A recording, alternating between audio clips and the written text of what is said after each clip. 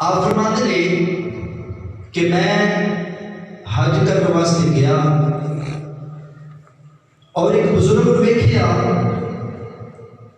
کہ وہ جدھر جاتا ہے.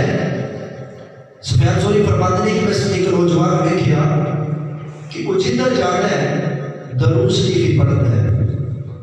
آپ فرماتے ہیں کہ میں وہ پکڑ لیا اور وہ پوچھا کہ جدھر جانا ہے درود شریف پڑھنا ہے تو وہ حاضر کرنے واسطے آئے ہیں, کوئی اللہ کا ذکر کر, کوئی تلبیہ پڑھ, تو جدھر جانا ہے درود شریف پڑھنا ہے.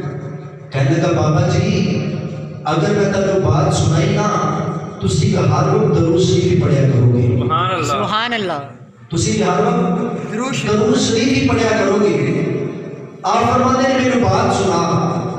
کہنے لگا بابا جی میں حج کرنے واسطے کلا نہیں آیا, اپنے باپ کے آ رہا سا, رستے کے اندر میرے باپ کا آخری وقت آ گیا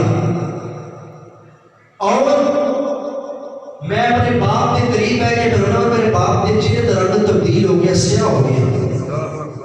اپنے باپ کی میت کے قریب ہے کہ میرا باپ پتہ نہیں کیڑا گناہ کرتا رہا ہے, آخری وقت آئے ہیں, چہرے کا رنگ کی تبدیل ہو گیا ہے. کہنے لگا بابا جی میں اپنے باپ کی میت کے قریب ہے کہ میں رونا ماں, اچانک میری آنکھ لگ گئی, میں دیکھا کہ سونی صورت والا آ گیا. سبحان اللہ. اور نوجوان کہنے لگا بابا جی اچانک میری آنکھ لگ گئی, میں دیکھا کہ سونی صورت والا آ گیا. آگے میرے باپ چہرے پہ ہاتھ پھیرا, میرے باپ کا چہرہ چمکن لگ گیا. میں پوچھا بابا جی تسی کون ہو, اے سونی صورت والا تسی کون ہو؟ فرمایا تیرا نبی عرض کی سنیا میرے باپ کا چہرہ روشن کیوں کیتا جے؟ فرمایا گناہاں دی وجہ تو کالا ہو گیا سی, میری ذات تے درود پڑھدا رہیا ہے, میں مشکل کشائی کرنے آ گیا.